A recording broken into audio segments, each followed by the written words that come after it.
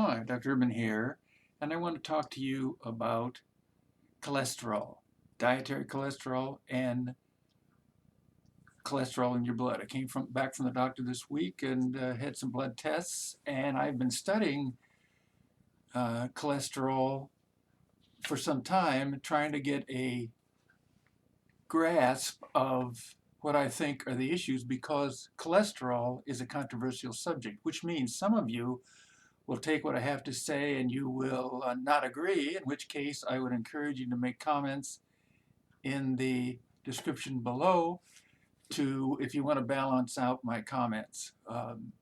Clearly, cholesterol is a controversy. So what is cholesterol? Cholesterol is a product that can be eaten or it can be made in our body, but our body makes more than enough, but it only needs to make about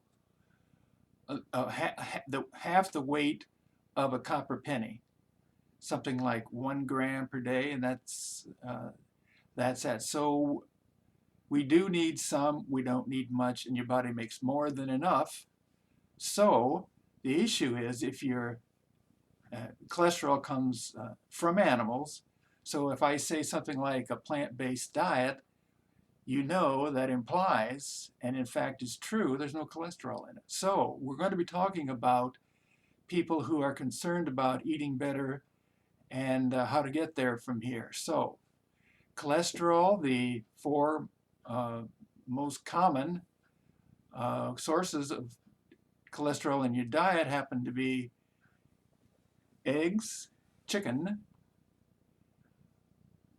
beef, and cheese, animal products.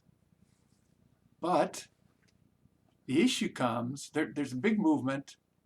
You've heard that maybe butter is back, or maybe that you can eat all the fats you want. And I want to explore that because I'm going to say that that's not the way you want to go. But the way you go, you do have some stop gaps. And you have stop gaps like statins, which lower cholesterol, and they do lower cholesterol. But you have some stop gaps. But do you want to do those stop gaps in lieu of a better plan? So we're going to be talking about the better plan. Now, just let me check my notes. For sure, cholesterol has to do with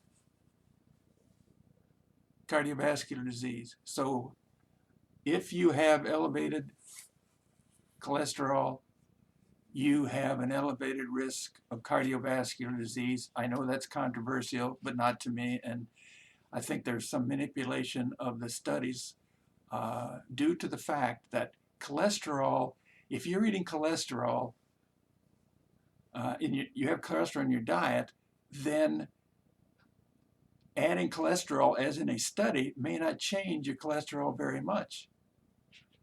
But if you start out with, say, a vegan with little cholesterol, dietary cholesterol, low cholesterol in your blood, and you eat cholesterol, then the studies will show you do spike up.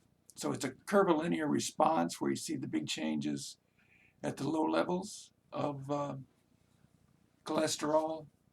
So anyway, now the problem that I see, one of the problems is that cholesterol is found with almost like a twin, conjoined twin, saturated fat. And saturated fat is the big problem in addition to cholesterol. Now we know the cardiovascular disease is caused by elevated cholesterol, but there are all kinds of problems with saturated fat.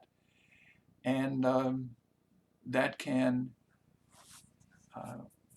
be a significant issue when your cholesterol is up because you are eating lots of fat, not unsaturated fat, but saturated fats.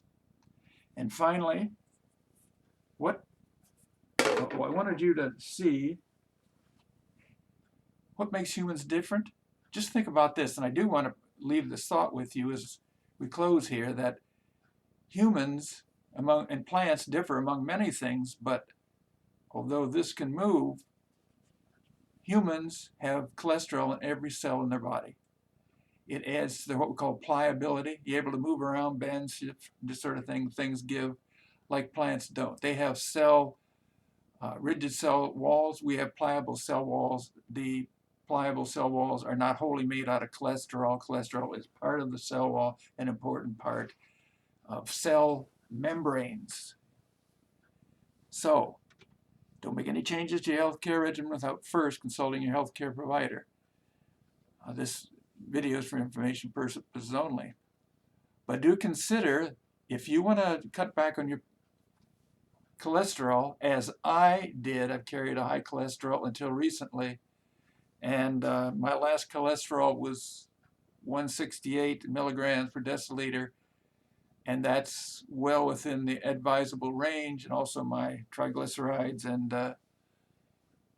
other cholesterol markers and fat markers in my blood were down. So what did I do? I went on a whole food plant-based diet. And by whole foods, just quickly, and we'll get into it in other videos, you see this plant? It's attached to the earth. That's what I mean by whole foods. It's not processed, added to, preserved. It's a whole food plant-based diet, which takes you back, I would also say organic.